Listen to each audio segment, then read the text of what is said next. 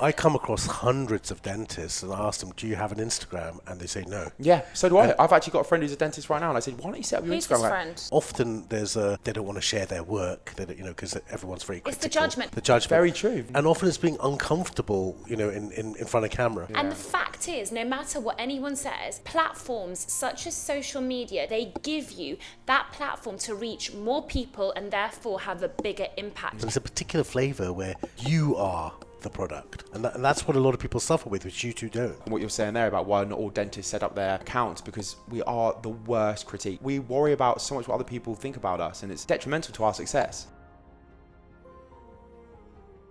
Welcome to another episode of Mind Movers, and today we have the incredible Henry Wade. So Henry is a very, very known content creator.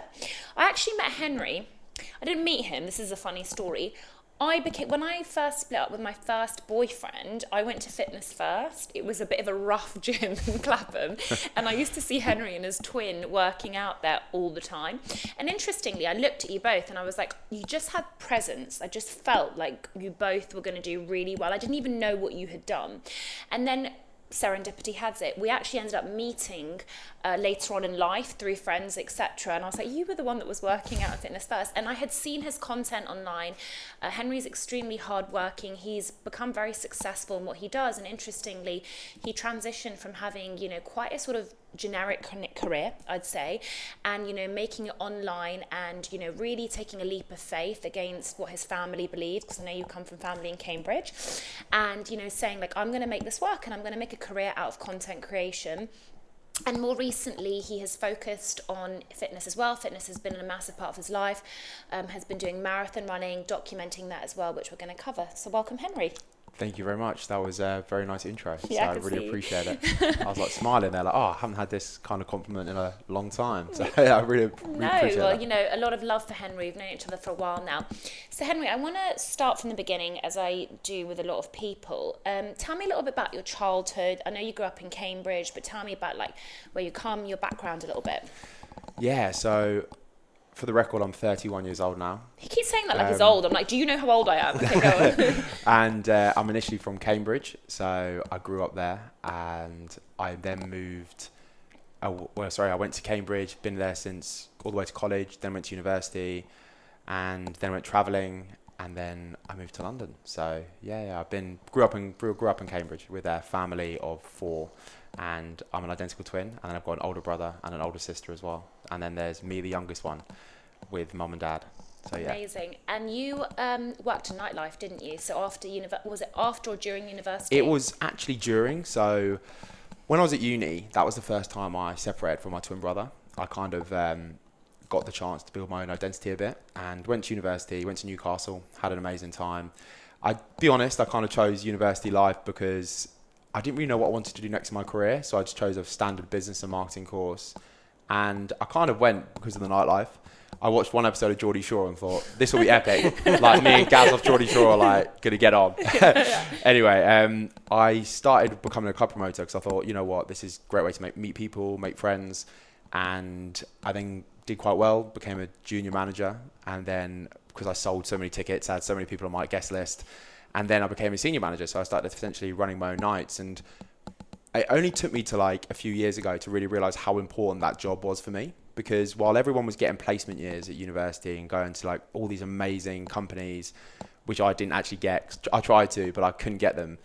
I actually realised like the communication skills I learned during this job are some of the best I've ever done in my entire life. Like I can talk to anybody now, and I think that's a really powerful tool to have. And they're the kind of skills I probably don't think I'd have got, or having the confidence to go and speak to anyone is, I probably wouldn't have got those skills if I'd have gone to like a corporate company and kind of just worked and seen how their business runs.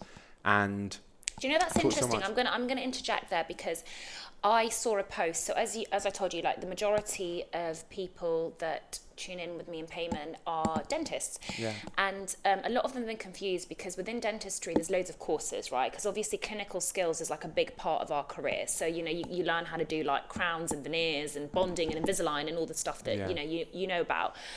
But the one thing that they really lack is that communication skill that you said. And even though we go to university for like 5-6 years or longer if you want to specialise, they still feel they can't communicate with people, you know, they still feel they can't talk to patients. Why do you think, when I was a kid, I used to be so scared to go to the dentist? It's the very thing, isn't it? Like, it was, the dentist is a scary place to go. Like, they're not very nice people. They put their fingers in your mouth and it's just like all these tools going. Whereas I think that's definitely changing now. I think you're doing a great job in the industry of doing that, and other dentists as well, I know. And your dentist, Henry, didn't choose me. FYI. Yeah. But yeah, a couple of you do are great, and I think that's amazing for the industry to kind of change that thing about it. But yeah, as you were saying, I think those communication skills are really, really important. But do you think the communication skills were because you worked in nightlife, or do you think it was because you went to university? Do you see what I mean?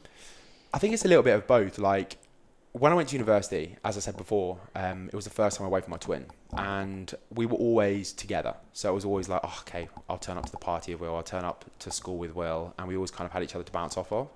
Whereas going to university, I had to really come out of my, like, oh shit, I haven't got a twin with me. Yeah. No, everyone's going to know me as just Henry. I've kind of got to be this, who am I? Like, so I was like, right, I've got to be the communicating and energetic and outgoing guy I think I am. And I was, and I became confident because I had to grow my own confidence, and because I didn't have Will. So I was like turning up to university lectures on my own, making friends with those people on those university lectures, heading on nights out and meeting people on nights out. Actually going to university again is one as well, I think really makes you step out your shell, because you are stepping into an environment where there's no one else you really know. Yeah. Like, none of your friends are really there. So you kind of just do it by yourself, and you are thrown into a situation where you have to make friends. And I think for everyone who goes to university, I think there's so much topics right now and people talking about how you don't need to go to university and you don't have to be successful to go to university. But I think there's so many benefits of still going in personal development and self-growth. And I know a lot of people, not just myself, have gone to university and been like... I'm massively pro it. I think I'm interested to see what you think. Like, obviously, for vocational degrees like dentistry, medicine, etc. Oh, 100%. You know, you got to go. Yeah, totally. But some people say they think it was a complete waste of time. But I think that the connections that you form and the experiences you had, there's something in that. 100%. I think for me, I'll be totally honest, I don't think I learned that much about business and marketing. Like, sitting in a room, I think with business, you learn by doing. You generally do. Like, I've done that through all my content creation. I've learned by doing, and if you don't do it, you never know. So you've got to put yourself through the process and learn. Okay. And then so, which is great, and I think that's perfect. But sorry, where was I? Perfect. Business and marketing. Yeah, sorry, I didn't really feel I learned so much from actually doing business and marketing, the actual degree. But like I said, the meeting people, the job I did, that was the stuff I really learned. And I wouldn't ever say to anyone not go to university. But yeah, if you want to go, but if you don't, you don't have to. But I think as well, maybe it is a stopgap for people that don't know what they want to do. Yeah. Maybe it is a stopgap, because maybe you need that time to go through like your growing pains, or you know, but also like university can equally, I mean, it was pretty traumatic for me. Like, I think being thrown into an environment like university for me was like a really weird experience, because I'd grown in a multicultural society in central London in a day school. The halls that I was put in was very much like everyone was like from public school. I was like the only brown person, and I was very much like treated like in a certain way. It's like I had all friends, you know, I had a great social life, but it was a different experience, and there was like a kind of difficulty and like somewhat, but obviously that shaped me as a person as well. So I think, you know, there's definitely like pros and cons to it. But what I want to know as well is, you're an identical twin. Yeah.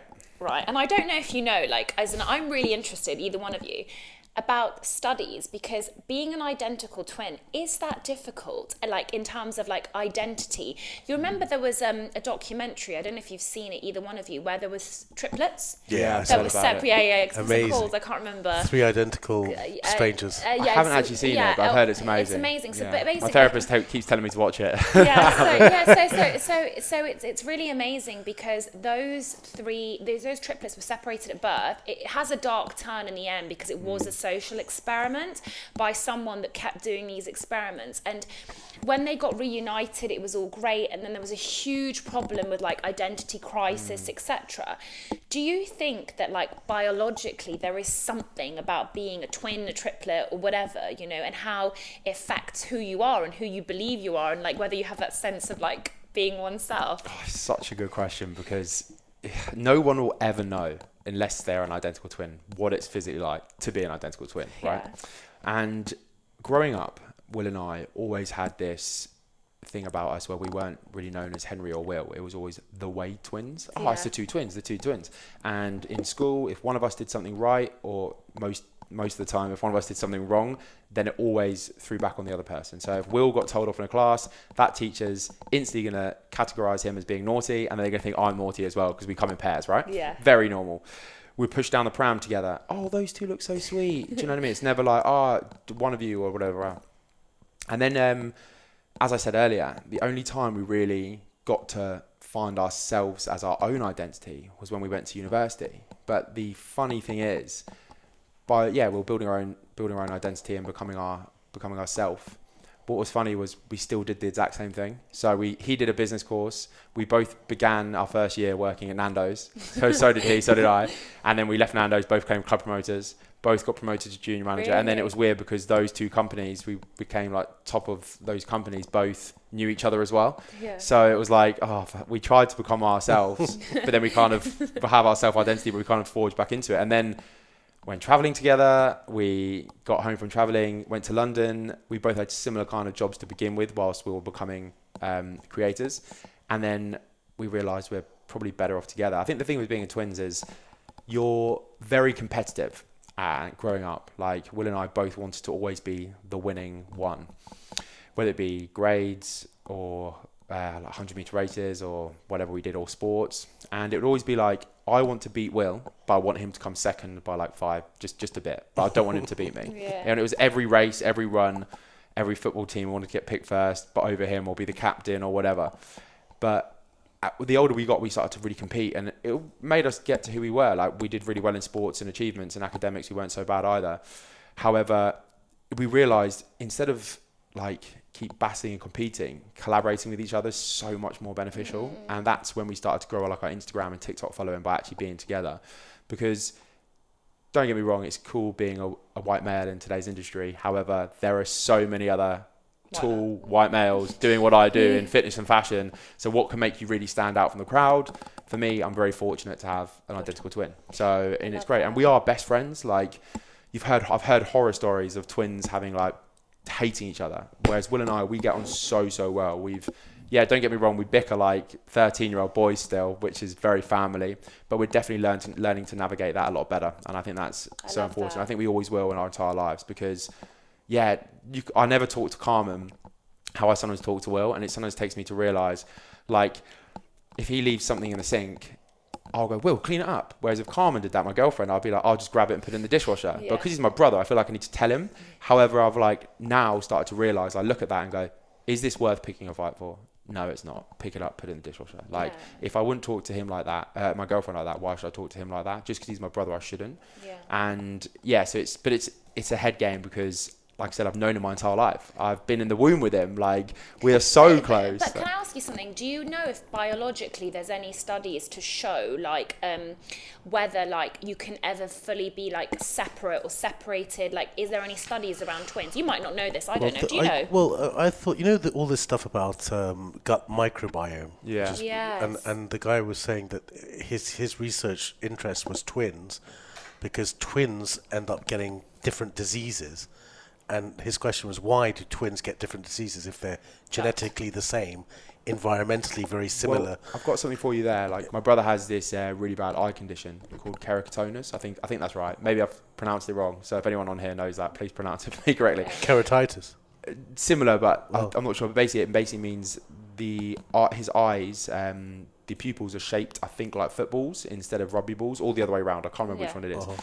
And the doctor is like the number one surgeon who does his eyes for him, because we had to go privately, and because it was he got so bad, he had to be jumped into hospital straight away and put under the knife and have his eye sorted. It got that bad, and the doctor was like, we need to get your twin in here ASAP because he's going to have something. And it's so funny that I don't have it, and I still now get tested every 18 months, and the doctor goes to me, I'm still have no idea why you don't have it. And they've realised it's in my system, but it hasn't quite triggered. So Will got it and it triggered, whereas I just haven't had it and it triggered, and he's still so shocked, which is so weird. So this researcher found the microbiome was very different in twins, so different bacteria.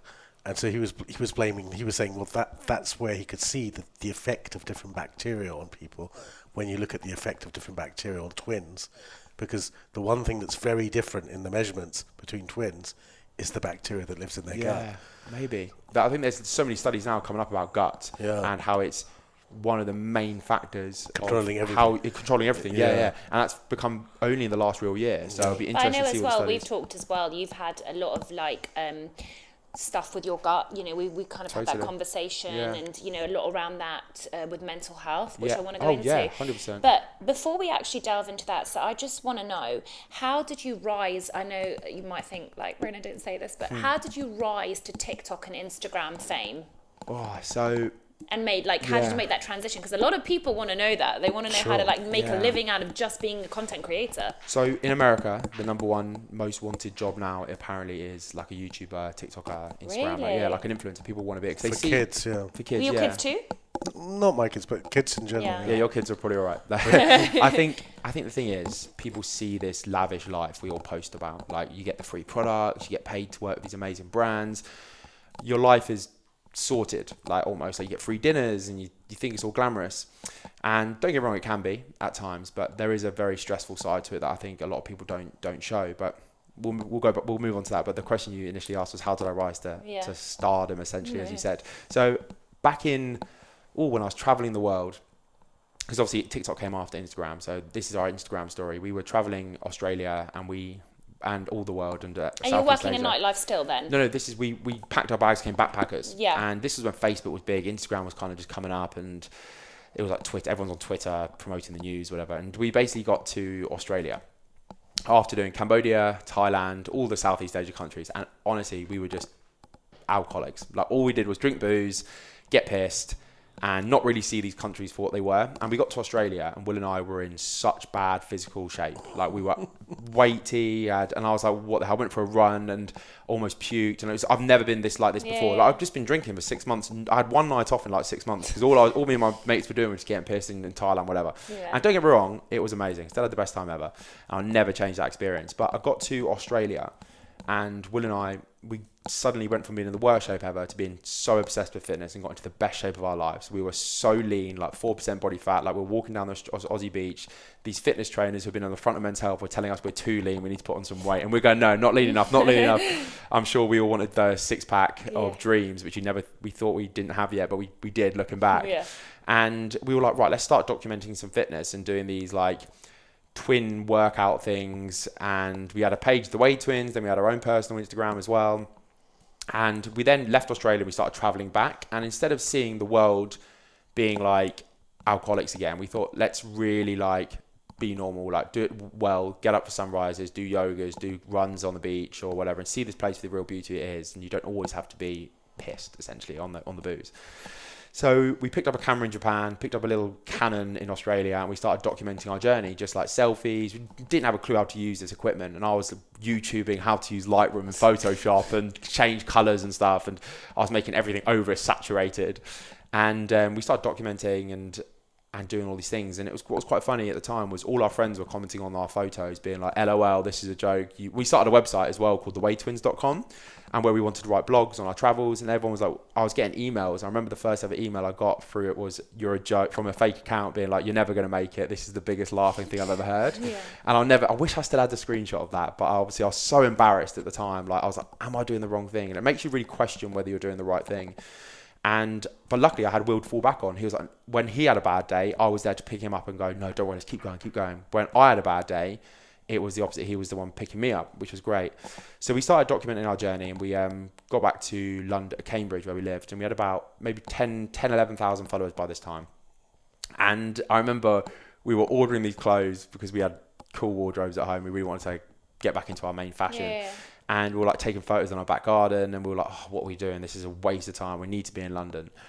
And we ended up both moving to London, and literally had about £2,000 in my bank. Not much money at all. And Will had probably less because he spent a lot more. And we both lived in different areas in the most tiniest bed sits in the world. I had a single bed, and I was living with 5 other people with one bathroom. And I remember we used to have to bang on the door, please let me into the bathroom. We used to have to literally run outside sometimes just to go to the bathroom because I was so desperate, because this girl next door would take so long. And we started, we're like, right, how can we really continue this Instagram and content creation we're doing? But we need to make a living, right? So we had to get a job part-time.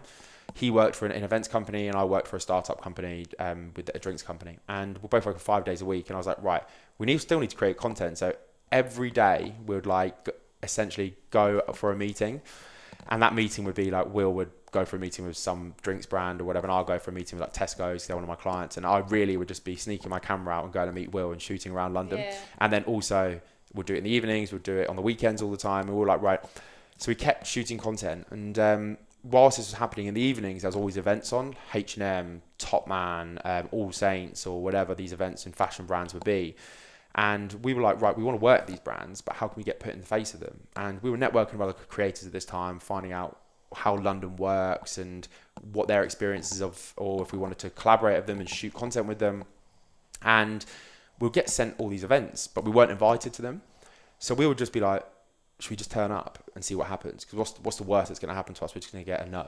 And they're going to just go, all right, screw it, we'll go for a drink by ourselves, whatever. Yeah. So we'll turn up to these events, and our analogy was, who's going to turn down 2 well-dressed 6'3" lads? Yeah. And every time, 9 out of 10 will get in, even without an invite, because we'll just show them like the thing, and they'll be like, oh, your name's not on the list. We're like, oh, so weird. Like, Anyway, what we'll do when we were in that room would not just go for the booze and go for the free nibbles, which 18-year-old Henry would have done. Yeah. It was, right, who's the PR manager, who's the marketing manager, and who's the head of brand. Yeah. And I want to meet that person in 5 minutes, get their email, have a good chat with them, show them the content I do right there and then schedule a meeting with them. Within 2 weeks, I'll have a meeting with that person, whether it be coffee or lunch, and then within like a week after that, I'd have free clothes from them, and then after that, I'll probably have a job with them as well. I love and that. That was for me, like, I think now moving forward, I can put that, what I did there, into other areas of my life as well, and other businesses I do, because it's the same thing. It's all like, you initially start doing things for free. If you're a dentist, you may want to do something free for a client, show someone what work you can do, how good these teeth are, and then someone sees that and they go, oh, I like that, I'll then pay for it. It's the same with any business. It's the same kind of process. And then our following was going up, and we started to get more followers, and then we got a few viral videos, and then that kind of blew up. And how did you know back then in Australia, where you started filming, that that's what you want to do? I mean, because it wasn't, influencer land wasn't exactly what it is now. Yeah, totally. Which year are we talking? Oh, well, I must have been 25, so it's 7 years ago, maybe. Okay, so there was something. It was just started. I think Will and I would say, phase 2/3. Yeah. There was a phase 1 who were like. That was your stated goal, to become big on these platforms. It wasn't essentially a goal. It was more of a, didn't want to be pretty boys just prancing our thing around, because that's quite easy to be done. But we wanted to offer value where we could, because I think there's a fine balance of offering value but also showing off on content creation. And it's okay to do both, because a lot of people want that, I wish I had that life, or I wish I had that kind of moment. But then also, if you offer value, it's like, okay, that was a good piece of content. So Will and I were initially started when we were in Australia, was like, right, we saw everyone in the UK posing on the streets of London and showing off fashion, and no one was English, no one had a personality. It was like, I just saw all these people who were from Europe doing it in England, and I was like, well, why are they all doing it? There's no English British lads doing this, like. And I think there was probably a taboo though, because you said even like people were taking the piss out of you, like, oh yeah, initially. Totally. Your friends always do. And but that's the thing. But I think that's a male thing, right? Because they see like that career or doing that stuff online as being very feminine. I think. Do you know what I mean? As in like, I don't think it's just that. I think it's also like British culture is very meme culture. Like, we always like to take the piss. Whereas if you go to America, it's very opposite, right? 100%. It's like, yo, bro, you got this. And I think the problem is both aren't great, because you go to America and you're told you're going to be the best at something, and then at 30 years old, you haven't made it. And it's like, well, what happened to the American dream, right? So they need a bit of like the downgrading, whereas we need a bit more of that boost, because everything's a meme. You get taken the piss out all the time. But the way Will and I stopped that was just like, we encouraged each other, and we're like, we know what we want. We had our goal, we had our view, and we had our vision. And if you've got that, I think sometimes when people look at you and laugh, it is one of the best things that can happen to your career. It's one of the best things that happen, because you know you're on the right path. It's like that old saying. In dentistry, Rhona's managed it. Yeah. But I come across hundreds of dentists, and I ask them, do you have an Instagram? And they say no. Yeah, so do I. I've actually got a friend who's a dentist right now, and I said, why don't you set up your Instagram? Who's this friend? Her name's Hannah. She's my girlfriend's, one of my best friends, girlfriend's best friend. And I'm like, it's like a hairdresser. Set up an Instagram account for your hair. But then the reason why, often there's a they don't want to share their work. They don't, because everyone's very critical. It's the judgment. The judgment. Very true. Very true. And often it's being uncomfortable, in front of camera. So how did you get over these questions, or did that not bother you at all? You were like, but before Henry goes on with that, his story reminded me of mine in terms of like, people say, how did you get on TV? And the easy cop out way, as you know, people say, she paid PR. I'm like, hun, I didn't have PR back then. I went outside ITV studio and I stood outside that studio for about 5 or 6 hours until Zoe Williams came out, the doctor. True. Yeah. And she came out. Remember you told me that story. I was like, that's I had messaged her loads to meet me, and she took a chance and she met me for coffee. And I said, I want to do this. And she was like, well, why do you want to do it? In the same way that you just asked Henry, why did you want to do the content? For me, it was the bigger vision, and I'm going to be completely honest. I wanted to leave a legacy. I wanted to leave a legacy within my field. I didn't want to be in a life where I was like, I got up, I drilled a few teeth, I did a few smile makeovers. Impact. Yeah. And the fact is, no matter what anyone says, platforms such as social media, TV, radio, etc., they give you that platform to reach more people and therefore have a bigger impact. And I'm not talking just about a narcissistic way, but it's just that value add that you just said to me. It's giving value to people. Yeah, but it's a particular flavour of impact. Yeah, so I want to have impact. That's why I started this company. Yeah.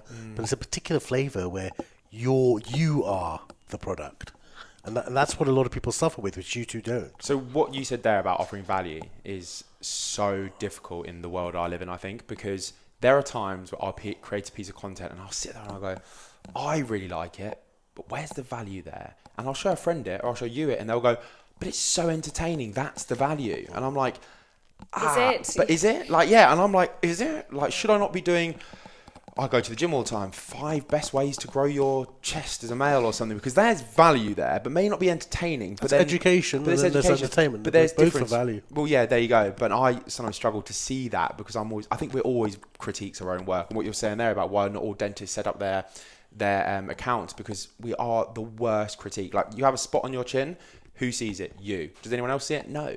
Because we worry about so much what other people think about us, and it's detrimental to our success.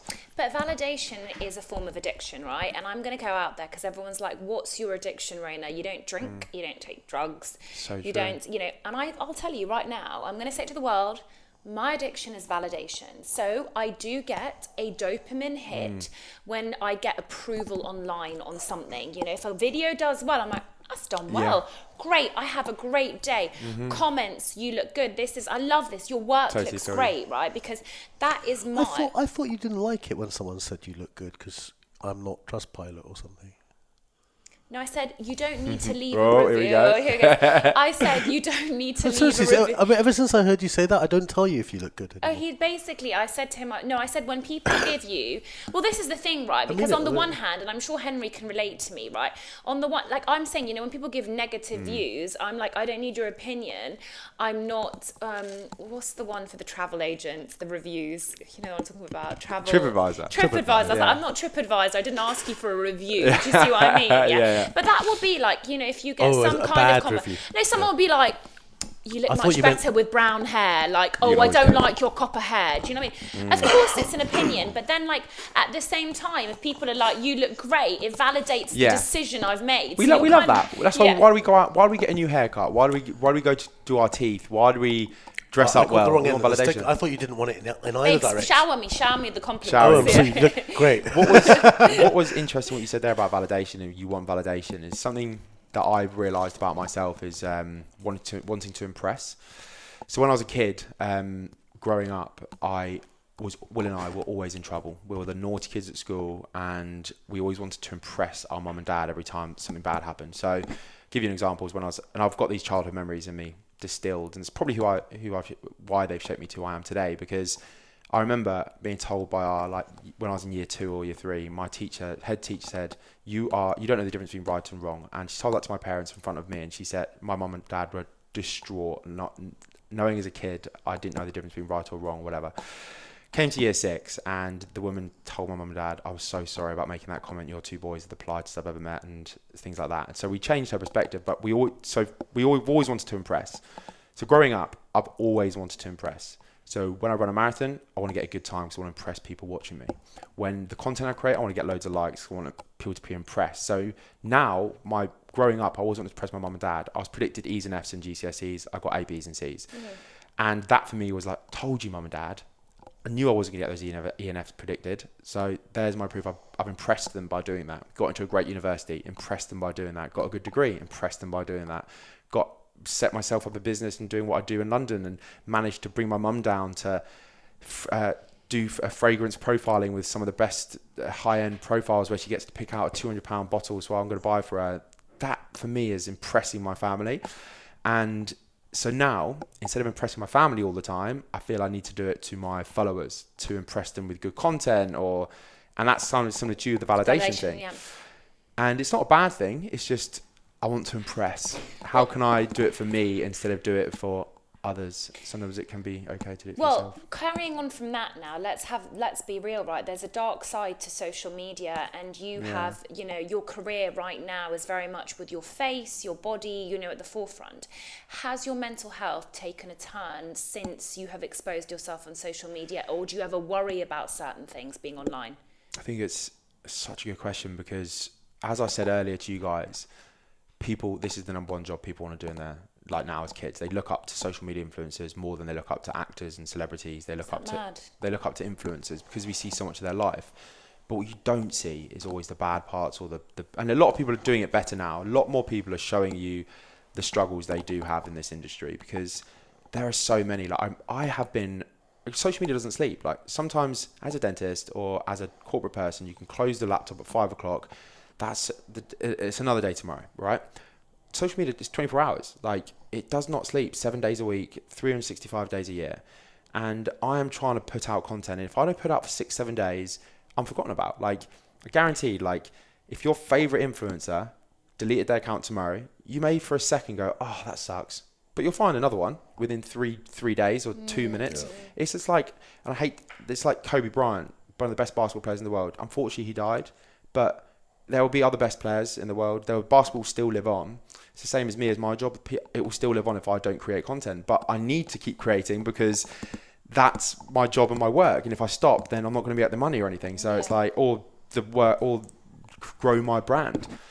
And it can keep you up at night. There's new platforms coming. There's new kids popping off. Your content you created the other day doesn't get as many views. The algorithm isn't working in your favor, or something out there isn't working to your favor. And then you start questioning, going, do people not like me? Is my content not good? Is Instagram just hating me? Or is TikTok hating me? And then you start seeing other people do something. And you're like, oh, maybe I should follow that content. Should I start doing that now? And it's like, no, stick in your lane. And it's so hard because you see other people's success and you want to get a bit of that success. So you may start dabbling into that type of content. But I think it's really important to stick in your lane. And keep authentic. But can you be authentic on Instagram now? Because in these creating platforms, because you're selling yourself to an algorithm. Like sometimes you want to create the content you want to create because in that moment you're like, oh, I really enjoyed creating that, and that's authentic. But then then it doesn't perform well, you go, oh, that must be the algorithm. But I think in dentistry there is like that risk of that, right? And we see it as well. Like there's a lot of disgruntlement because there'll be like the dentists that are sort of like a little bit more on the geeky side, the academic side, and they like the content that's like really like the tooth zoomed in like a million, and then like, oh, let's talk about this, and then they hate on the Instagram dentists like me that do better because their content is a little bit more clickbait, or it's just a smile makeover. But I understand my audience. I'm not there to impress dentists. No, totally. I'm there to impress patients. I'm there to get a following of people like that want to engage, because also I'm going to lose a big part of my audience. And some patients that come to me, they don't feel afraid to cry to me in the chair or like hold my hand or something. And the reason why they don't feel that is because they see the like type of authenticity that I put out on social media, so they don't feel embarrassed. Do you know what I mean? But you're a personality as well. Totally. So when I see you on Instagram, I don't just see teeth, I see Rhona's personality. And that's when I meet you in person as well. I see that personality because it's exactly what you are. I feel like you're massively needy for professional validation as well. Oh, totally. But I'm not because you don't want to be known as only good at Instagram. But just like Henry said, what I resonate is that like the teacher said he was going to get E's and F's. Dentists thought I didn't have any clinical skills, so I upped my clinical skills. I made them better. I'm pretty good now. Do you know what I mean? And now you have an entire dentistry and have dentists working for you. That's how good you are. Yeah, but the thing is that I still have, but there's still those other people that are like, I'm looking at like the 1/5 of this like angulation of the enamel or whatever. But like, I'm that good means nothing to me, by the way. You know, like what is that? English? But the point is, I know that my work is good because patients as well can now tell the difference between a good before and after. I don't think before they really could. But now people are like, I like you because you put translucence in your teeth. They understand things a bit better. Do you see what I mean? And I think that, of course, like Payman asked me earlier, right? Because as you know, I've released my own course. Yeah. Interestingly enough, the majority of people that bought the course was on the first day I released it. 95% were young females that had been on the courses of loads of famous dentists. Why did they choose me? As in, like, you'll know them, I'm not going to say. Why did you want to do my course? Because they also feel that there is not a strong female leader within the field, and they feel that I'm more personable when it comes to stuff, because as part of my course I have like, you can do like one-on-one and contact me on WhatsApp and send me, and they like that. So the interesting thing is with the cohort, because he said to me, you're getting criticism for your course, and I'm like, of course I'm going to get criticism, but I don't care. I don't think you're doing anything right if you aren't getting criticism, right? No, like, 100%. You can't please everyone. Like, even content I do, like 50% may like it, 50% may not, and that's okay. Like, you can have things, you can't have everyone like everything you do. So I think the great thing about content is it finds its own audience in a way. Very true. Yeah, that's a nice way of putting it. When you said mental health, as you remember, it wasn't really my subject. He was a bit like, why? It's not my subject, so I knew it was your subject. Do you suffer from it? Do you ever suffer from anxiety? Now I realise I do. Now he does. Up to before this, he called me damaged goods babes on this. No, but then, because I had the experience with the previous pod, we weren't trying to do anything. We were just having some conversations, and those conversations found audience. That's so true. And this pod will find audience, and then what you do finds, and people who are not into it will stop following you. Okay, so here's the thing. This is the one way I always bring it back to, right? And why I think people like us probably will be successful in life is because there is still a cult out there who believes the world is flat. And if they can build a following, even though it's scientifically proven that the world isn't flat, and they can build a following and a cult around it, then someone will buy your product or will follow you. Like, it's so facts. Like, But for those, because I think like one of the important things is that you took that leap of faith, Henry, and I think like even so many young dentists, as he said, are so afraid to start content production. But I always say, start with something. Even if you get 2 likes, don't worry about it. Just do it. Do you know what I mean? So true. What advice would you give for people that want to start a similar journey? Because this could be within any field, right? Because you could be. There are doctors, by the way. Dr. Ali. Is that his name? Abdul Ali. He's the one. He's huge. He gave up medicine, and he did. Abi Abdul. Yeah, my friend was on his podcast the other day. Yeah, so listen. Do you know about him? He's done great. So he's done amazing. So I watched the video on him this morning. He has a YouTube academy. Yeah, he gave up medicine. He did a video. He's brilliant. He's brilliant. Really he did a video on how much he made. Like, it was like 50 quid doing his NHS work, and how much he was making on that. And I'm not saying not everyone's money driven, right? So it shouldn't be about that. But he had a very transparent video about like, this is what I do, this is how much I make, this is why I do it.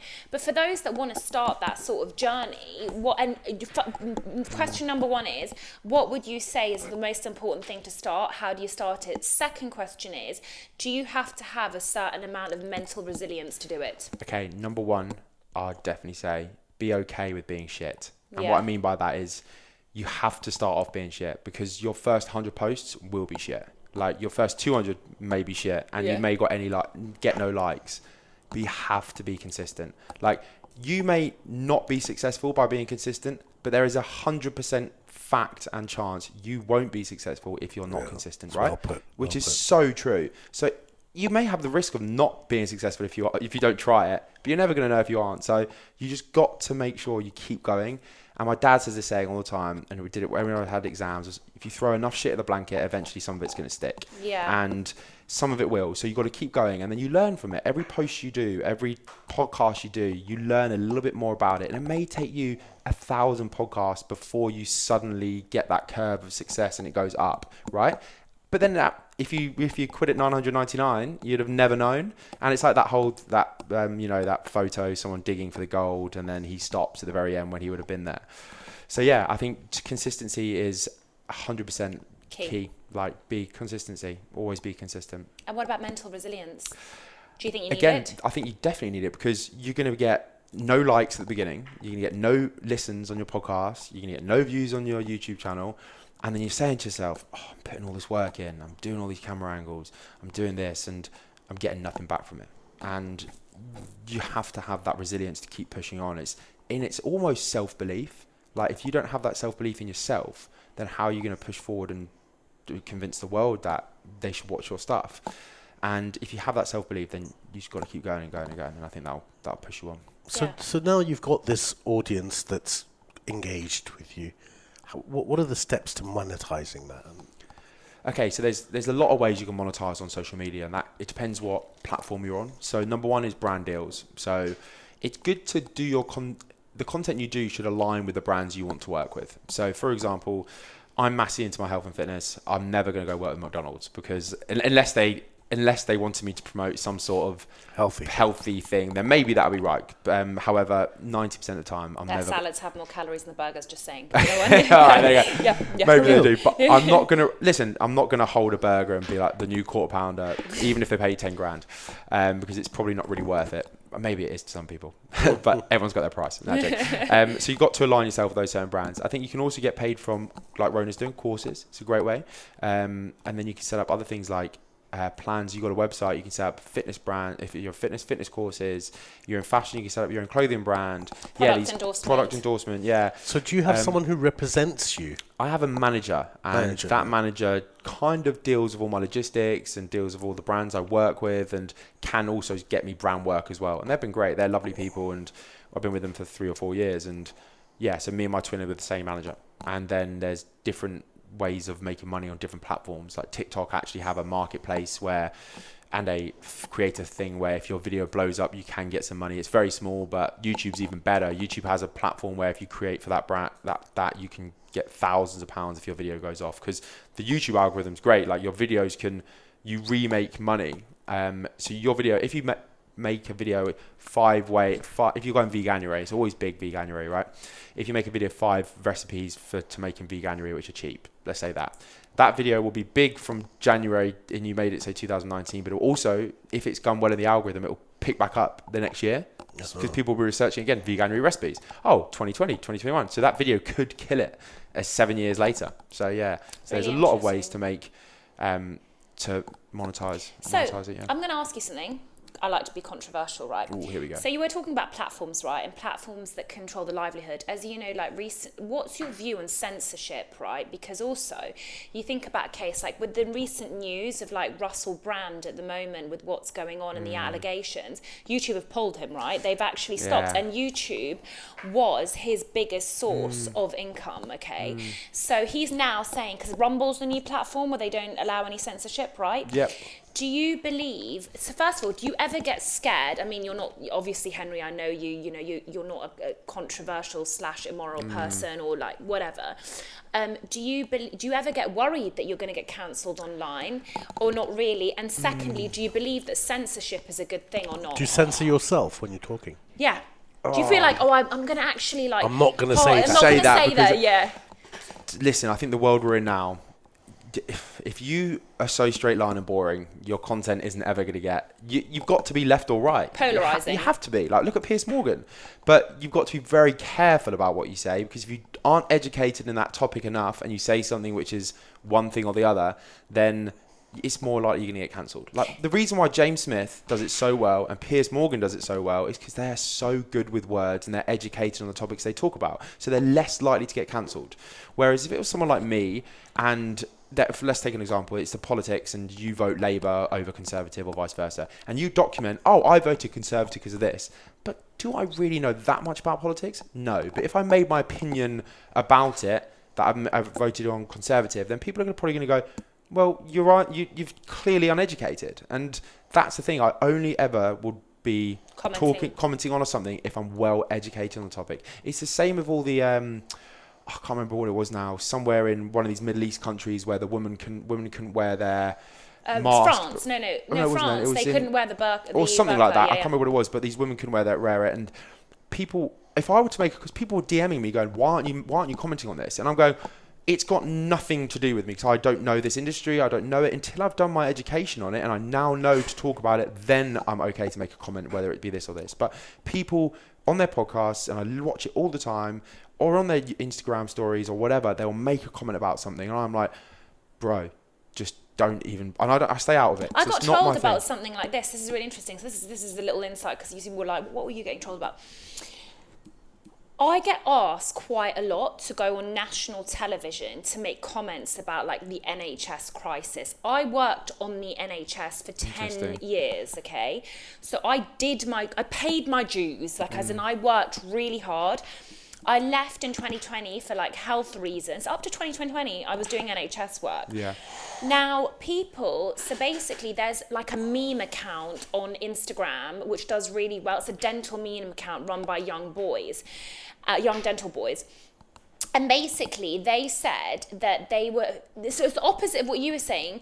They were saying, like, are you not, like, doesn't it infuriate you so much that these private dentists that don't realise the shitstorm of what's going on are going on TV and commenting on what's going on, right?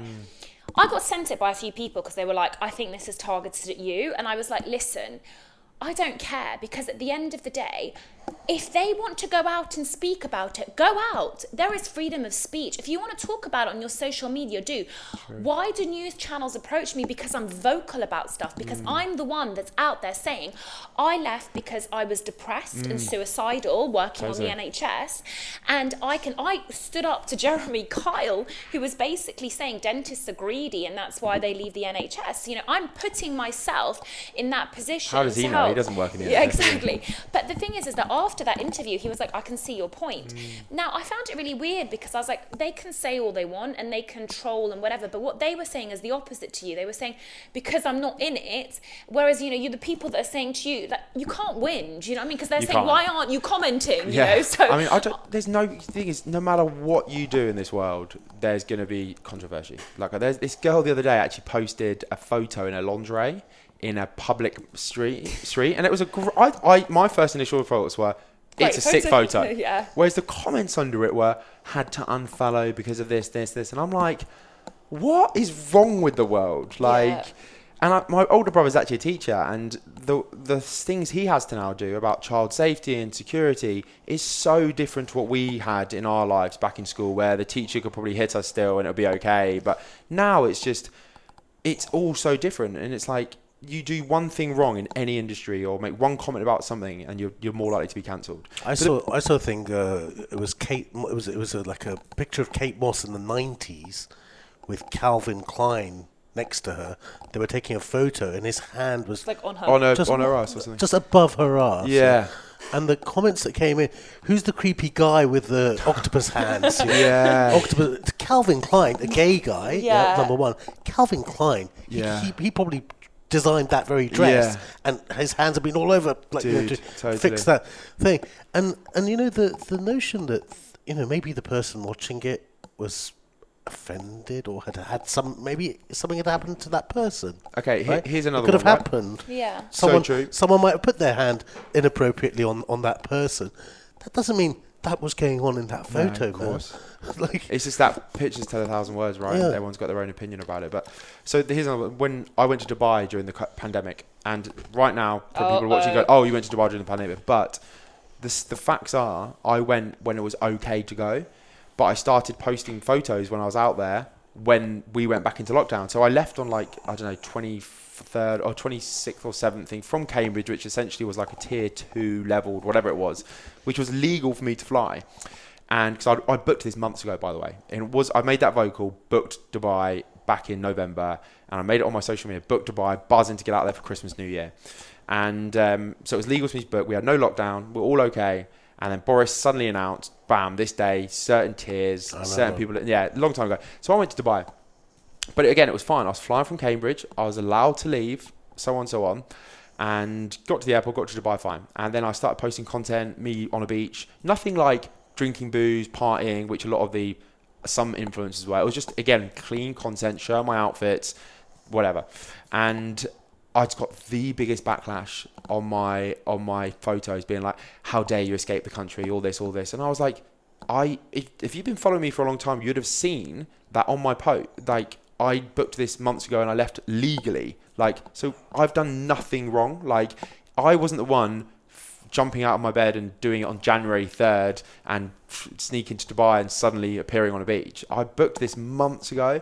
So, and then people commenting on it and going, oh, you should be ashamed for yourself. You raised all that money to climb Everest. I did a charity challenge and now when your mum's going to it. My mum was like, the boys did nothing wrong. Like, my mum was actually in the NHS. I wouldn't have done that to her. Raised all this money for charity, sent it to the NHS, and then buggered off to Dubai just for a holiday. Yeah, the thing that you said about the NHS dentistry and people saying, who's this private dentist to talk about? I mean, I did 1 year of NHS dentistry in VT, then went to private, then stopped being a dentist. Now I manufacture teeth whitening products. So it doesn't mean you can't ever comment on being a dentist? I want to talk about the NHS. Yeah, if I want to talk about the NHS, I'm allowed to comment about 100%. The NHS, even though I'm not working in that system. Yeah. And maybe they're saying, why did ITV ask her and not one of us? Well, ITV asked her because of everything we just said. Yeah. All of the 15 years working. I think like, people don't realise like the nuances of the situation, but also like in terms of like so there's two different things also I want to cover with the content creation before we move on. There is, I'm not going to say her name because she blocked me. Say her name, girl. No. Who's this? Say her name. We'll cut it out. I really want to know. Who's blocked it out? We'll cut it out. I'll tell you after. Do I know the guy? Just listen, okay. There was content you'll definitely know by a certain female. She's doing a brilliant job. Just listen. Just listen. Sorry. She's very beautiful. She's very articulate. And she claims to be a psychologist. Okay? Initially, I was like, fantastic content. You know, I love it when I see strong, empowered women doing this. She then got called out. She went on Chris Williamson's podcast. Okay. Is it? Oh, okay. I think I know who it is if it's on the Chris Williams podcast. And someone called it out because there were certain things she was saying, and I was like, she's not a psychologist. And her response to other people was like, medical professionals don't respond in this way. You just know, like, you know the way that we have to respond to stuff. So I did my own little research, found some TikToks. She's a psychology teacher. Now, she has gone on some of the most famous podcasts. A psychology teacher is a psychologist. No, but clinical psychologist is what she's kind of like portraying herself as. Doctor. As in like, I'm psychiatrist. like... If it's the one I'm thinking of, I'm sure her... I won't say her name, but I'm sure her title is Doctor. Yeah, or something like that. Listen. So she's basically misleading, but it's incredible because she's been on Lewis Howell's podcast. I think even Joe Rogan interviewed her. Like, there's been loads. And the thing is, no one has done their due diligence, and there's only a few people calling her out. I called her out in a really nice way. I dropped her a DM and I was like, hey, love your content. So I was like, but you're not a psychologist, and I think it could be quite misleading to the public. You know, she said that? I actually said she blocked me. Direct to her. Yeah, she blocked me. Don't write messages. Way. She blocked me. But the point is, if someone messaged me saying you're not a dentist, I'd be like, actually, here I am, and this is my credentials. Shivani was obviously like, of course she's going to block you. Like, it's like saying you're a fraud. Do you know what I mean? And I was like, okay. But I didn't mean it. I didn't mean it like that. How block happy are you? Oh, I'm very block happy now. I block so many I times. don't block at all. Do you know what? I block a lot. I block a lot. Do you know what I always say? I block a lot. Block. My way to deal with things is kill them with kindness. Yeah. And the reason why I do that is because this girl yesterday, I put on my story, it was hilarious. She actually DM'd my girlfriend, because I don't really tag my girlfriend much, but I do sometimes just tag her. And people can find that by tagging. My girlfriend's private anyway. She got a DM saying, hey, lovely, you don't know me, but I follow your boyfriend's page. And just to let you know, I think you should be concerned that I think he swings both ways. As in like gay and gay. Yeah. And I put it on my story, and she sent it to me, and I could not stop laughing at this because it was hilarious. But she, the thing is, I could have messaged this girl back because I've got her Instagram handle now, being like, how dare you, whatever. But something seriously troubled with those people who have to give you hate, because they've taken the time out of their day. We have 24 hours a day, and but you could say that about the psychologist, but I wasn't giving hate. I was more concerned. No, yours is very different. You're messaging out of a concerning way. This is something way worse. Like someone going out of your way to hate someone is a complete. Like something's troubled with that person. 100%. It's truly troubled with that person. 100%. It's truly troubled. So when you always get on TikTok, you'll see it. You probably get it as well on your Instagram. It's fake accounts commenting on your stuff. User being 1 2 3 4 5. User 1 2 3 4. LOL. It's the emails I got from those people when I first started my website, going, "You're a joke, mate. This is the biggest laughing stock." Those people have troubles. And there's one kid from university. His name's Gus, and I'm going to say it out right now. Actively then respond and be kind? Actively respond, So this one kid called Gus from university, I went to university with him, never spoke to him, but I'd always see him and shake his hand on nights out. He was no one at university, but he was just friends with these two guys, and these two, Joe and this guy Gus, if they listen to this, I hope they do, they will they always would comment on me, and I would just comment back LOL, haha, or hope you're well, mate. Or one of them was once I was put to the top list of, "Oh, you're well skinny," or something like that, and like, LOL, this is the biggest jokey post or whatever, and I'd be like, "Thanks, mate, appreciate your support, always killing with kindness." And I got it for like 2 years straight, and I haven't for a while now, but it's like, you know what, I love that, because they're taking time out of their day to message me out of their precious day. What are they probably doing? Nothing. They're not trying to achieve any goals, they're just doing their life and bored, so they think they're better off blasting someone else and hating on someone else. Never hate on someone's success. And the one thing I want to say is, anyone above you, if you're hating on someone, they're above you. Yeah. You never hate on someone below you. There's no point. You never hate on someone below you. You always hate on. So you always know if you're being hated, you're above that person. In dentistry, it happens so much, and it's so sad. And I've tried so hard. Have you never not hated? Hate is a big word. Have you never thought that something someone said needed calling out in dentistry? As in, like, the things they say to me, or the things they say to me? They're saying to the public. Or they're saying to their audience. You know, we've had a few things in dentistry recently, like the twins. Maybe you don't follow dentistry. Yeah, exactly. See, I stay so far away. But from you know what I mean. What was the twins? Tell me. There are. I don't want to get it. There are things people say that you might think, I think that's wrong. I think that's, I don't know, self-promoting, or I think that's. Totally, but also, do you know what? Has there not been in dentistry a time when you wanted listen, and Henry will be the same. Of course, you're going to see people online.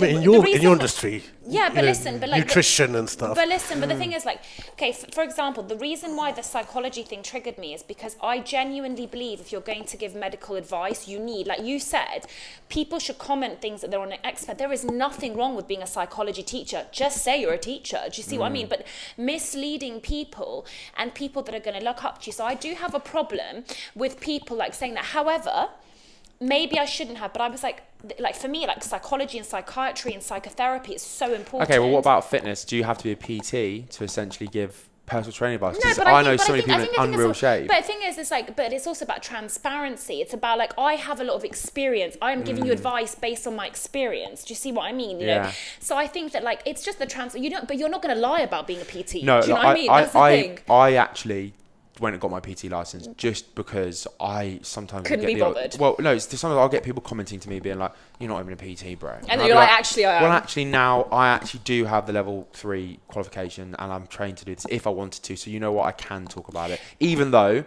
that course isn't great. Like, it's like going back to school and learning. You don't learn much, but it's just like you've got it, and it's a credential. And if you do want to talk about it, you can. And if I want to release my plans, how about the same question to you? Have you ever thought someone in your industry needed your hate? Yeah, but listen, Payman, I'm not done with that. I'm not done with that because it was going to lead on, right? It was going to lead on. You see something you don't like or someone online, you unfollow and you move on. Yeah. That's my philosophy. So true. You don't like the content. Why should I call out?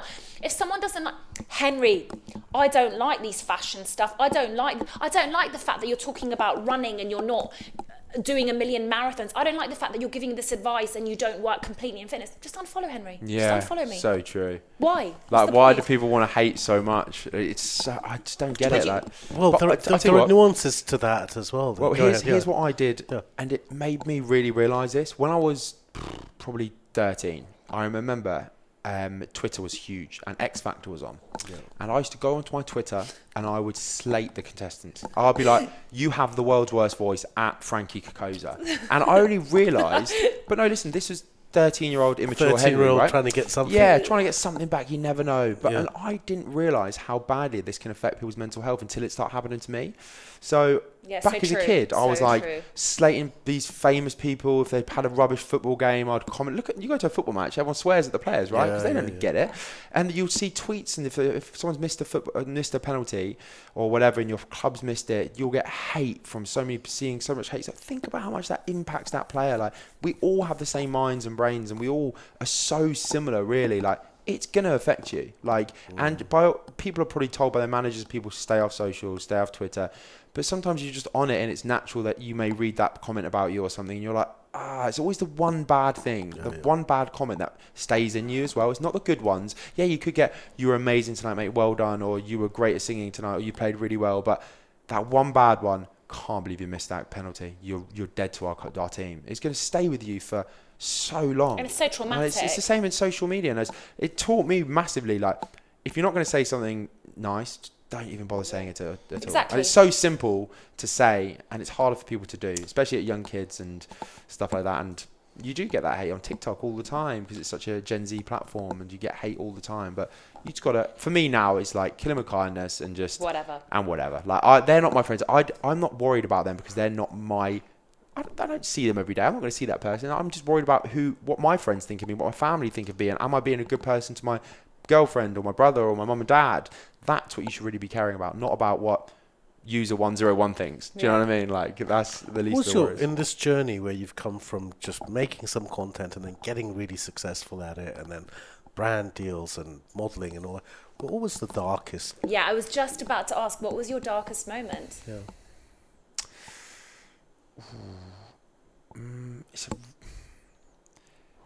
I tell you what, I think it's the followers, because I think the more you get, the more pressure you have to feel like you need to perform to that audience. Like, if you looked into a room and you had 100,000 people in one room, you'd be like, holy shit, like, I've got to talk in front of 100,000 people. Like, you wouldn't be able to do that. It'd be like, you'd be nervous, you'd be sweating. So it's the same as going on your Instagram story and talking on there, but you're doing it into an audience of 100,000 people. So I felt when I got over 100K, I felt I almost had pressure on me. And the better I got at doing things, like, it's the same as when I run or create content. When I first started, I wasn't very good, so I had nothing to compare to. I had nothing to lose. But when I started getting good at it, every video I started posting, if it wasn't as good as the last one, I'd put pressure on myself and go, don't post it, it's not good enough. Which isn't the way to do it, and I still do it today. So I'll then, because I'm at the top, I've got 170,000 followers, whatever, I'll compare myself to other people who've got 170K, and I'll look at their content, and I'll be like, God, theirs is better than mine, or that guy's better than mine, or he got to 200K, his is better than mine. And I'll go, because I've got to that number, but then I've got to remember, well, what was I doing when I had 1 follower, like, or 2 followers? My content, look back at my content from 10 years ago, it was so bad. So for me, it's the pressure from feeling like I need to perform all the time, when you don't. You need to have days off, you need to have time off. And that at some point on one day, did that become like, well, overwhelming? And did you ever get like severe crippling anxiety from social media? So I get it all the time. Like, I am a really anxious person, quite frankly, and I hold it in well, and I can control it. Huh? You wouldn't realise. Yeah, I think I do a lot. I think I've done a lot of things to help me balance it. So I see a therapist once a month. She's been incredible. Same therapist, only ever one I've seen, and I haven't seen anyone else since. So I see her about once a month. And for people who can't afford or have the privilege of doing therapy, then I think just a good conversation with a friend is equally as important, or can actually help as much, or starting a new hobby, or taking your mind away from things that aren't causing you anxiety. Waking up and not touching my mobile phone first thing in the day. Going to sleep 1 hour before, no blue light or no screens. Again, doesn't have your mind wandering with all these thoughts. And same when you wake up, you're not jumping into your emails, is another thing that's really kept me anxiety at bay. And if it does come, just let it be. It's a bad day, not a bad life. Like, there's going to be some times in life and days and years where you have that day where you can't get out of anxiety, and people go, oh, just breathe, go meditate. I'm telling you right now, you cannot go meditate when you're anxious. 100%. You cannot do it. You do the meditation in the morning or whenever you fancy doing it. So when you are anxious or in those bad thoughts, that you remind yourself when you're in that state of flow and state of chill and calm, that's the state you can try and get back into. You can't go and just breathe it out because it's not going to work. And you can lose a day and say, you know what, today's not been good, but it's okay. Just knowing that it's okay. My question for you is, though, you said like all these great coping mechanisms. Tell us how you ended up on this marathon journey. So first of all, like how many marathons you do, why you decided to do a marathon, and how that's helped your mental health. So running for me, I actually started it when I got an injured shoulder and I couldn't lift weights. And gyms are part of my routine. I like training and I just lifted weights. I was in quite a good shape, bodybuilder-esque, like bigger, not stacked, but like big. And I started running because I couldn't lift weights and I was a bit slow. I was always okay at school, but I wasn't great now. And I started to get okay at it. So I set myself a challenge of a half marathon and I wanted to do it in sub 1 hour 30. And I did it in 1 hour 27 across the line, absolutely gassed. I was like, see, I've done it. But then I started so I did a marathon and I did my first ever marathon with not much training because I got given like a place with a brand very last minute. Did it in 3 hours 37 and my first ever one. This is like 2 years ago actually, 2.5 years ago maybe. And I was like, oh my God, I've got to get into this. Like, if I trained for this, I could be an okay runner. And I started running. I set myself a target last year, about 12 months, 14, 15 months ago. Set myself a target to do a sub 3 hour marathon. And that's my first ever trained one. So I did about 7 weeks of training to get the sub 3, and everyone was like, yeah, you're never going to get a sub 3 on your first attempt. I remember telling my mates, if I'm ever going to train properly for a marathon, I want to do it sub 3. Yeah. And I will never forget the face. They all went, no chance, mate. Yeah. And so I put the work in and I got sub 3 on my first attempt. I did Amazing. a 2:58. And anyway, the reason why I started to run was one, because of the shoulder injury, but also this moment of peace I just have. Like, there's a lot of run clubs and I think it's great running with people, but something incredible about running by yourself first thing in the morning or after a long day at work, where you can't physically look at your phone or touch it or compare yourself or scroll media or whatever. It's just you, freedom, your breath and your feet and the tap, tap, tap, or a bit of music or podcast in your ear or whatever. And I think that is just incredible. And I love it, whether it's raining, whether it's cold outside and the sun's rising and you see the sunrise, or whether it's a beautiful day. I think there's just something empowering about it. And leaving the gym is great after you lifted weights, you feel great. But leaving after a run, that runner's high is the best feeling I've ever had in my entire life. I think it's massively made my mental health just feel a bit like, have a stressful day, go for a run. Go for a run, yeah. So I mentioned to Payman earlier, so have you listened to the latest Stephen podcast with Dr. Tara Swartz? Haven't yet, no. It's amazing, but she talks about the impact of aerobic exercise on the mind. I don't know if you guys knew that.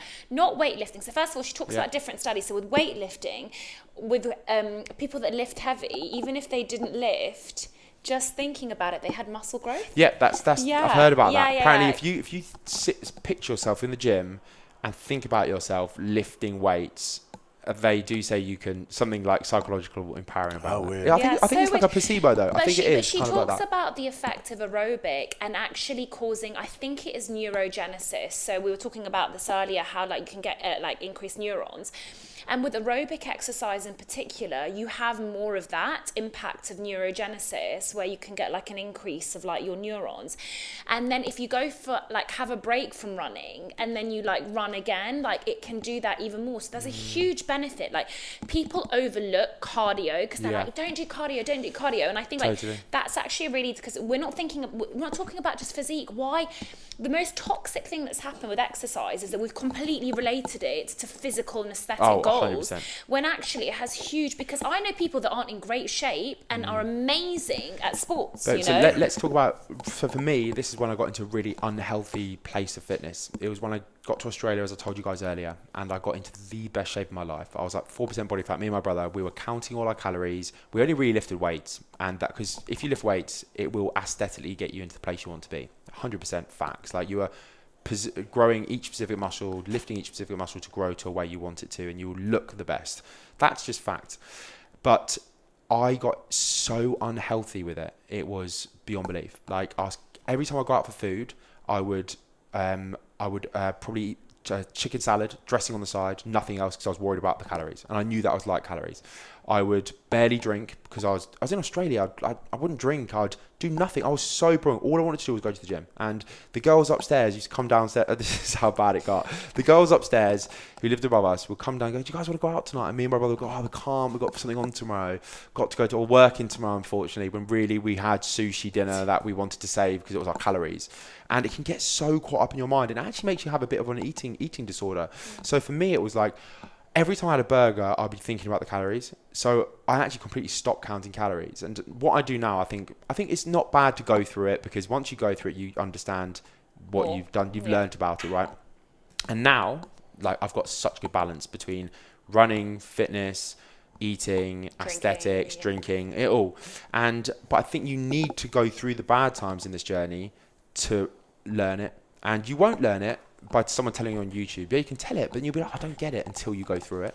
And I've gone through it all now. That level of obsession that you're discussing, it has its positives, right? Yeah, totally. In the meantime, in the moment, it doesn't until you can digest it and be like, that's why I did that, or that's why I've done that. Yeah. Looking back, I remember I was honestly trying to get shredded for a holiday to Marbella when I was 21. I'd go on this egg white diet where I just ate egg whites and broccoli, 800 calories diet, like.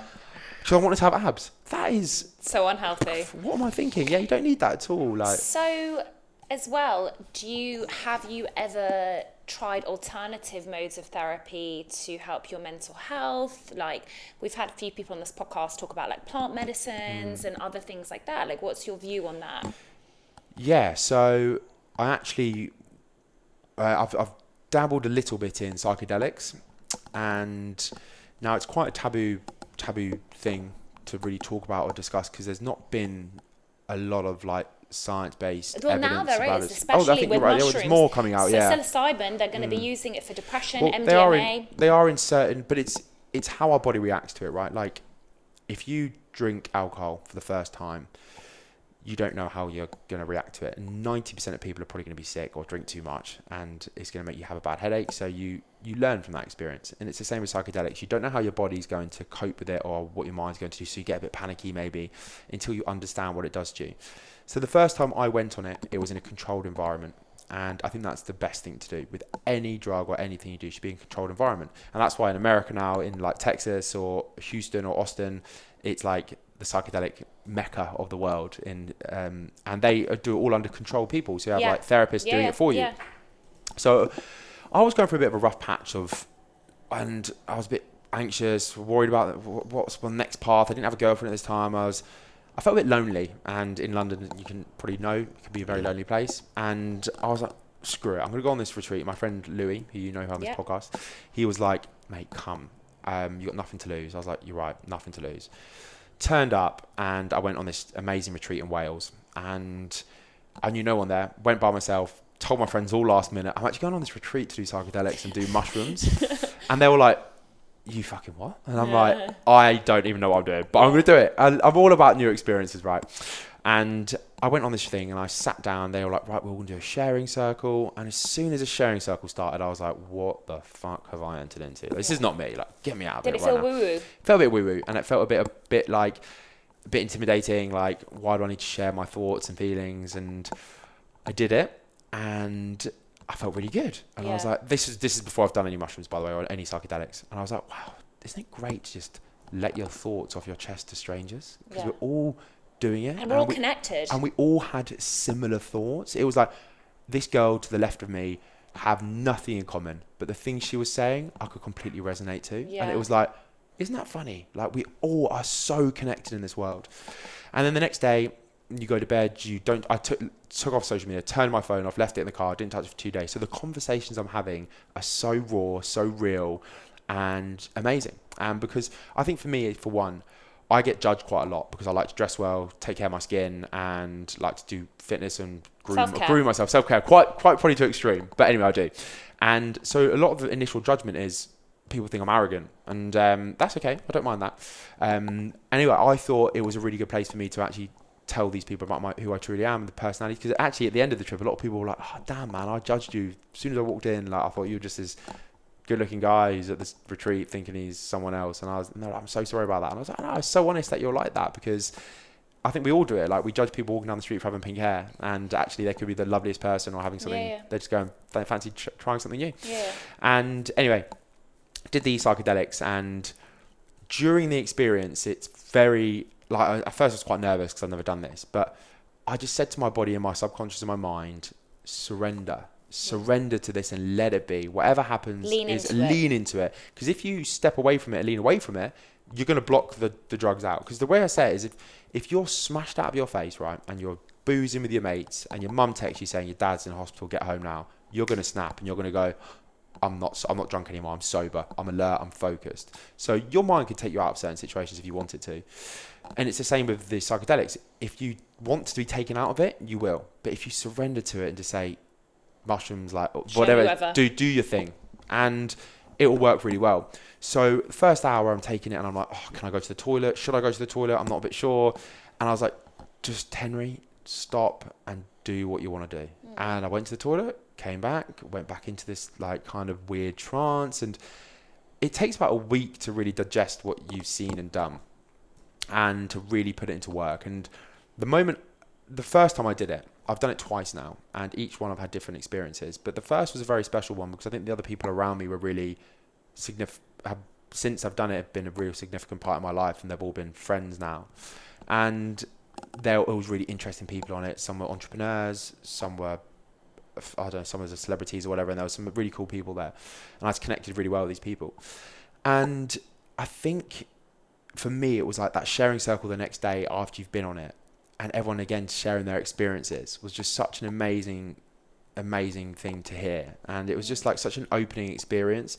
And I left and I sat down and I was like, because I didn't touch my phone this entire week, and I was like, wow, the world doesn't actually go that fast. We just think it does because we're always scatty, we're on phones, we're running at 100 miles an hour. But actually, you know what? It's slow. You can I've had about 13 incredible conversations before 11:30 in the morning. Yeah. And do you know what I mean? But we're so busy doing things. And was everyone's experience similar or different? Everyone actually had very different experiences. I think you know, but, and the thing is with psychedelics, as they have shown, because they're doing so many studies on it, particularly with psilocybin and mushrooms and stuff. Like, if you have on those levels, because there's different levels, right? And there's a really famous psychologist at Imperial that does studies, and there's like certain doses. So you have a recreational dose, so that's when you're like, I'm having fun. Yeah. Then the dose that Henry would have taken, which is more like your ego, they call it ego death. So that's the ego dies, right? So the ego dies. The heroic dose. Yeah, exactly. Yeah. So then you get pushed into the closet, as they said, with your skeletons, and things will come up. Like you might see things that are uncomfortable about your parents, or stuff about your relationships. Yeah. So that didn't happen to everyone, though. Not everyone has different experiences. Yeah. So a lot of the time you can go in with intention. My intention may have been, I want to find the future wife, what type of girl I should be with. That may be everyone. But you don't choose how the mushrooms control your brain. They'll take you somewhere. They'll take you somewhere else. It could be completely different. It could be you as a child playing football and how you got tackled by a boy, and that caused your trauma for the rest of your life because you're now scared of playing football. I don't know. Pretty bad example, that, but you get my point. For me, I'll take you back to my first experience, because I actually did mushrooms in Thailand, jokingly, recreationally. And when I was traveling. And again, all I did was get the giggles. It was hilarious. We had the funnest time ever. It was really good fun. But this was very different. Didn't get any of that hilarious moments for me. It was more deeper, very deep. So the things I actually saw was the type of girl I need to go for, because I had 2 relationships. But by this time, one of them was really good, but we broke off because we went to university. The other one was a bit toxic, a bit fire on fire. And at the time I was dating these type of girls, and in my vision, it was like, you need to go back to someone like your first ever girlfriend, because that's exactly what you need. And now... So you saw that in your second trip? I saw that in my first trip. And then what else I saw was my dad on his deathbed, and that was horrible because I was crying in the trip, and it was like, okay, so again, a week later, what does that... I was writing these down, and I read it afterwards, and I was like, what does that mean to me?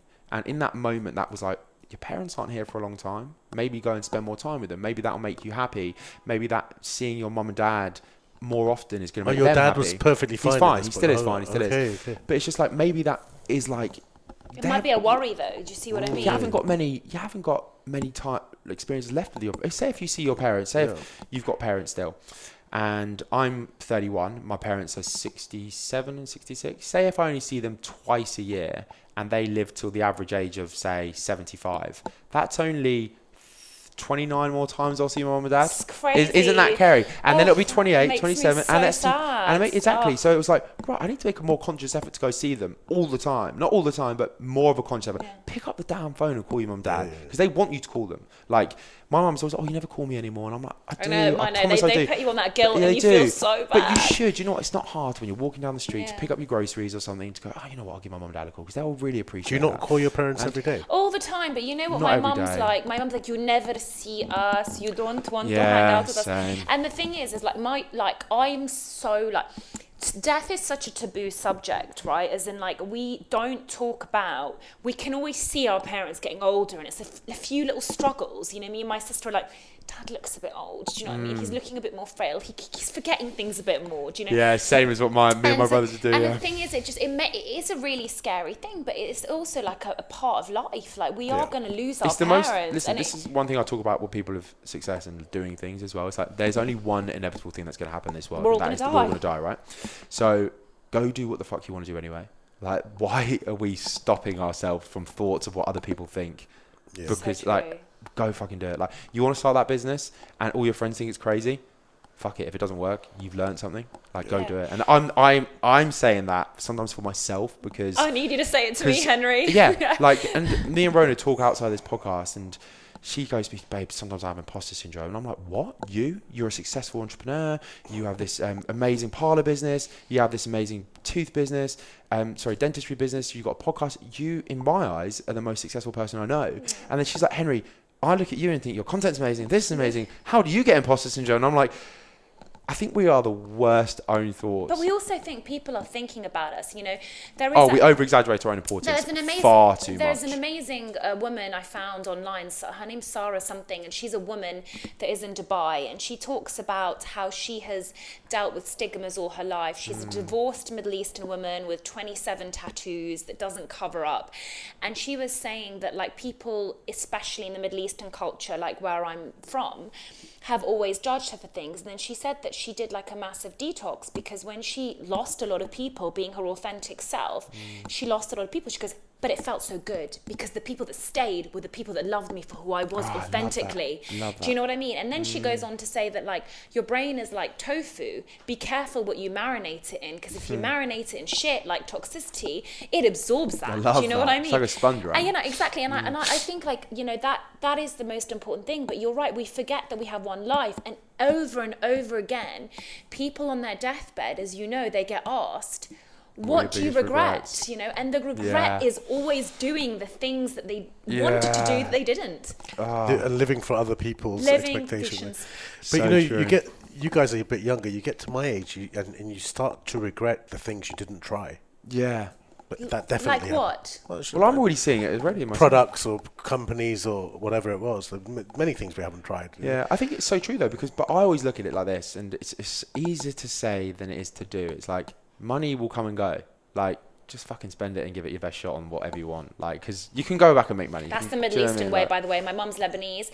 She's like, Alex, buy me the Chanel. We might die tomorrow. Literally justifies everything. You know, like everything. Because Lebanese, by the way, they grew up in war, like their whole life. And like Payman knows, it's the most bougie country in the world. Yeah. A bomb will hit. They're still clubbing because they're like, you know, you're like, yalla, we might die. You know. What you were saying there is like, buy me that thing anyway. So I think there's a lot of, again, ways to look at that. Like, there's two ways to look at it. The first thought is £1,000 for that Chanel bag. Maybe I shouldn't do it. But then the other thing is, if I wear that Chanel bag, my confidence is going to go through the roof. Yeah. So will that confidence make you better at work? Maybe. Would it make you get that boyfriend or girlfriend you really want? Maybe. Would it make you walk with confidence? Maybe. And I think confidence is so key in anything we do. We've talked about that. We talked about exercise and confidence, because people were saying that we say, oh, you shouldn't have aesthetic goals, but then if aesthetic goals make you more confident, the confidence brings you other things in life. Is it bad?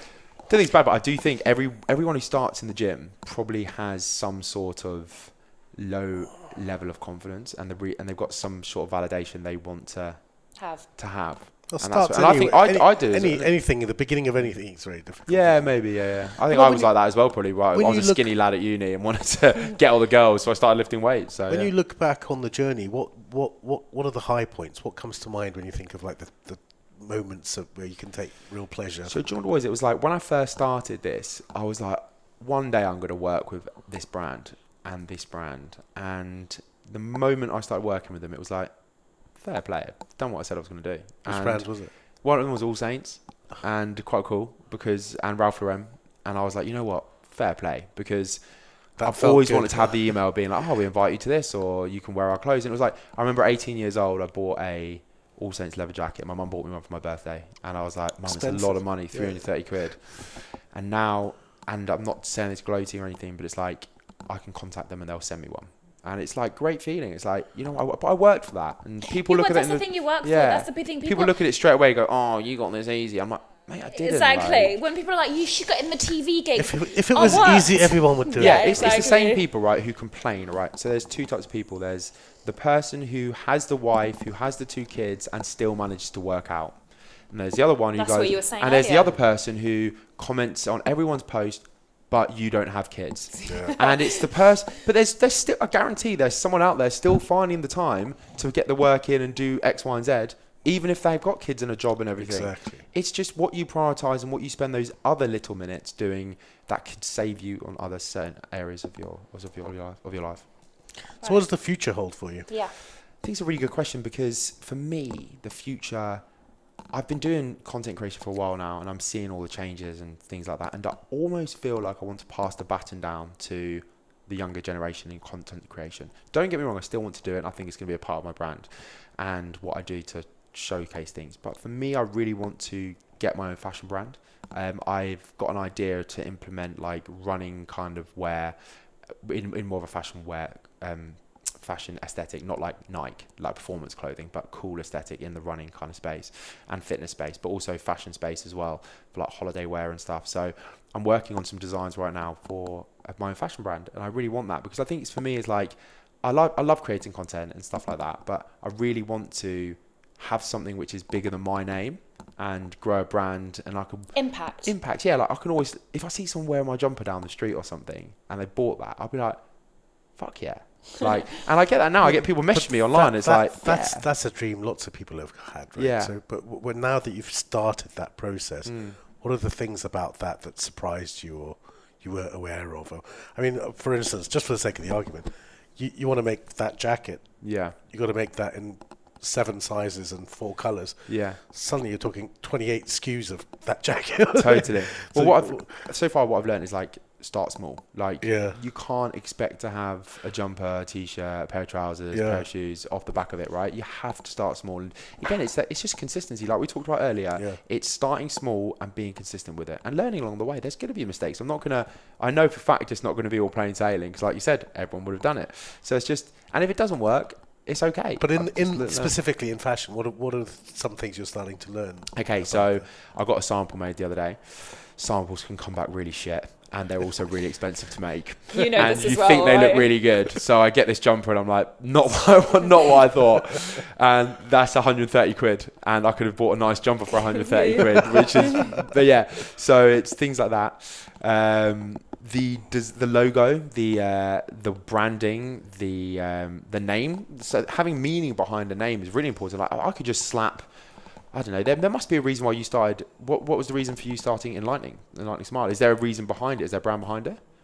Yeah. But I mean, one thing that's very interesting when we try and make something, there's 2 ways of going. One is you stick your name on something that exists. Yeah. And the other way is where you make something completely new. And making something completely new costs us maybe 5 times as much as sticking our name on something. I think with fashion, you don't actually need to reinvent the wheel all the time, because if you look at fashion, what actually happens is it goes in circles. Just exactly, you took the words out. It goes in cycles, right? So certain trends right now will probably go in, maybe stay. Like there's always some things that are going to stay, leather jackets, things like that. But there's certain trends and styles which will go round in cycles. So it's like just understanding what's big now, and then you never know, it could come big in 10 years. But for teeth, to making them whiter or something, maybe a complete, like you said. But let's say you want to do a shirt, let's say. Yeah. And you've got a specific idea about the way you want the stitching on the shirt or something. Unless someone makes that specifically for you, you're not going to get that, right? So is that the way it is? That there's these ready to go things that you can stick your name on? Got you. Or there's like, cutting new shapes, and is that Is that how it works?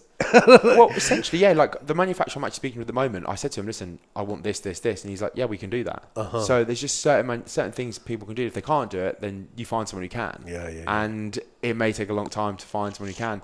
The thing which is really tough with any business, I think, is, let's take content creation for an example. You want to get better at photography, but to learn it, I learned a lot of mine off YouTube. But what do you type into YouTube if you don't have a clue about the terminology? Yeah. So there's things on a camera, which is ISO, aperture, and things like that. But if you had no idea what aperture was, how could you say, make my photo look cleaner in YouTube? Like, and then you can get all these videos. It's the same as like starting a clothing business. What is the word for this? Like, do you know what? You need almost a dictionary of words and everything. But it's like also about dentistry as well. It's just about starting. Like, parlour was the most like difficult thing I've ever done in my entire life, because also like with dentistry, like I had like a clear idea, and then I went on courses, and then I invested. But like with business, especially a startup, like it's all this it's all this new terminology, and you kind of learn like on the go. Like recently I learned all this stuff about business, like, you know, like shares, articles of association. Do you know what I mean? Like, I had no flipping clue what that all meant. Listen, Richard Branson started a business and he made it to the top, and he still doesn't know the difference between net and gross. Yeah, so do you know what? If you're him and you make that, you'll be all right. And I think one of the big things like that, you know, Henry has brought today, like a lot of enthusiasm, a lot of great tips. But you know what? You've shown a lot of people just start, and also have the vision in mind, because I know that when, you know, he was that guy at Fitness First that didn't have like, he wasn't going to be one of the biggest like content creators in the world. He just knew he wanted to do it. So you have to start somewhere. So, like as I said earlier, self-belief is so important, and we're always going to feel something every day. We're going to feel like, oh, we don't deserve to be here. But if you can control your mind and just stay in that zone, you'll get there. And that's why I got mind over feelings tattooed on under my bicep here, first ever one. I love it, because I think we feel something all the time, but if you can say to your mind, control your mind, you can do anything. Absolutely. Well, thank you so much, Henry. No, it's been honestly, amazing. I really enjoyed that. Really enjoyed that chatting to you both. And like probably have to bring you in for like part 2. Let's do it. I'd love that. Cool. Thank you very much. Amazing. Thank you. Lovely to chat to you both. Thank you.